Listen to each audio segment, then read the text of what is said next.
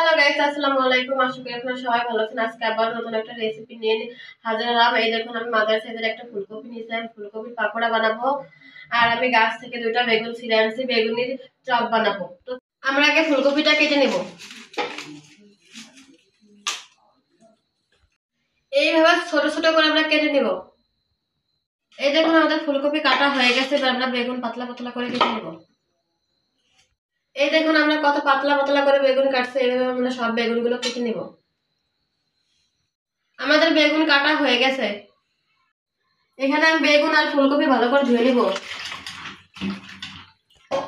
আমি এখানে ফুলকপি দিয়ে দিচ্ছি। এবার দিয়ে দেবো অল্প পরিমাণে লবণ, আর আমি কালারের জন্য হালকা পরিমাণে হলুদের গুঁড়া দিব। এবার দিয়ে দেবো পরিমাণ মতো পানি। এবার এগুলো আমি চুলায় বসিয়ে দিব। আমি চুলায় বসিয়ে দিচ্ছি। এবার আমি ঢাকনা দিয়ে ঢেকে দেবো আর 7 মিনিটের মতো সিদ্ধ করে নিব। আর আমি এখন ফুলকপির পাকোড়া বানানোর জন্য ব্যাটারটা বানিয়ে নিব। এখানে আমি ব্যাটার বানানোর জন্য 1 কাপ বেসন দিয়ে দিব, আর দিয়ে দিব হাফ কাপ চালের গুঁড়া,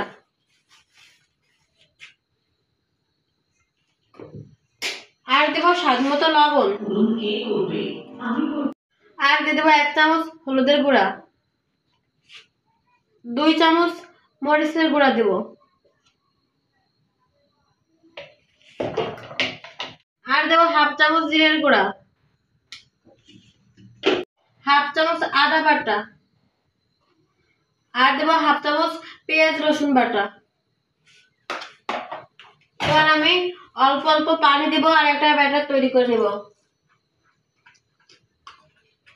এই দেখুন, আমি একটা ব্যাটার বানিয়ে নিচ্ছি। আর এখানে বেগুনের ভিতরে আমি হালকা লবণ মাখিয়ে নিব। তাহলে বেগুন খেতে কিন্তু খুবই মজা লাগে। আমি 7 মিনিটের মতো ফুলকপি সিদ্ধ করে নিয়েছি। আমি কিন্তু পুরো ফুলকপি সিদ্ধ করবো না, হাফ সিদ্ধ করছি। এই দেখুন, আমাদের ফুলকপি সিদ্ধ হয়ে গেছে। এবার এগুলো আমি একটা জালিতে ঢেলে নিব।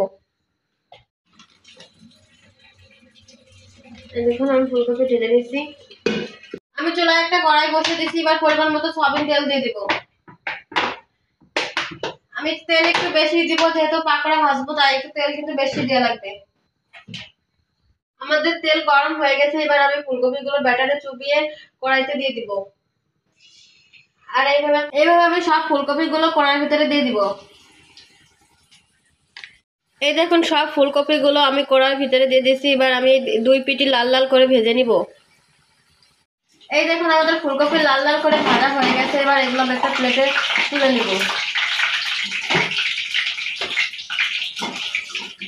এই দেখুন, আমাদের ফুলকপির পাকোড়া বানানো হয়ে গেছে। এবার আমরা বেগুনি চপগুলো বানিয়ে নিব।